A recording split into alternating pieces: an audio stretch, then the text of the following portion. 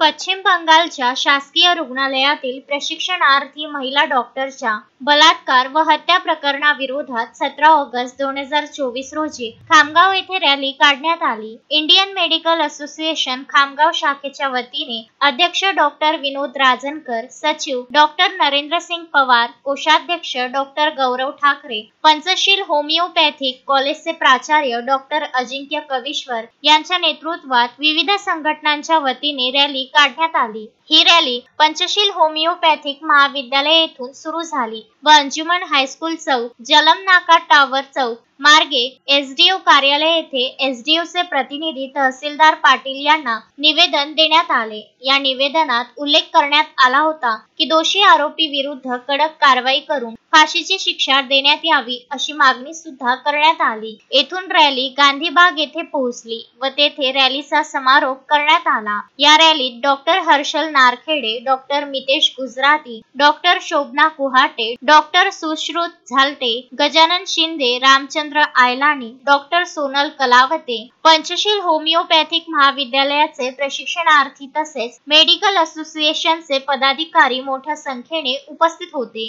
OPD व medical यावेळी पूर्णपणे बंद ठेवण्यात आले होते।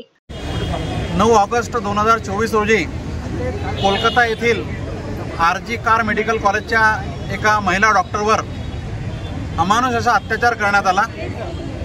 नराधामांनी केवळ तेवढ्यावरच न थांबताना त्या महिला डॉक्टरचा त्या बलात्कार केला आणि त्याच्यानंतर अमानुषपणे तिचा खून केला।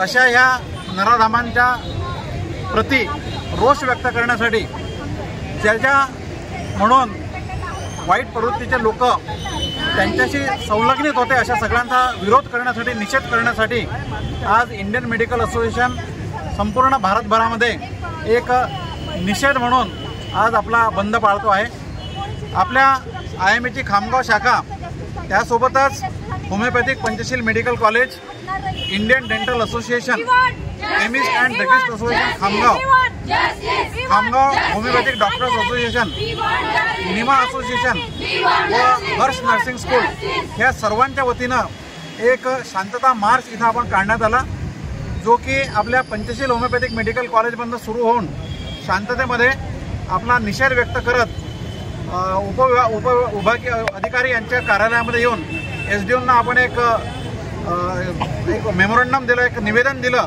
आणि ते निवेदन आपण भारताचे पंतप्रधान श्री नरेंद्र मोदी यांच्यापर्यंत ते पोहोचेल आणि त्यासोबतच केंद्रीय गृहमंत्री, केंद्रीय स्वास्थ्य मंत्री, आपल्या बुलढाणा जिल्ह्याचे खासदार व केंद्रीय स्वास्थ्य राज्यमंत्री प्रतापराव जाधव, आपले महाराष्ट्र राज्याचे मुख्यमंत्री एकनाथजी शिंदे, आपले उपमुख्यमंत्री देवेंद्रजी फडणवीस, अजितजी पवार यांच्यासोबतच आपले एसडीओ आणि कलेक्टर साहेबांपर्यंत हे निवेदन जाऊन त्या नराधामांना जास्तीत जास्त कठोर शिक्षा कशी मिळेल, त्यांना फाशीची शिक्षा कशी मिळेल यासाठी प्रयत्न करण्यासाठी आणि त्याचा पाठपुरावा करण्यासाठी ह्या इंडियन मेडिकल असोसिएशन आणि आजच्या ह्या सर्व प्रोटेस्ट करणाऱ्या संस्थांच्या माध्यमातून निवेदन त्यांना दिलेलं आहे।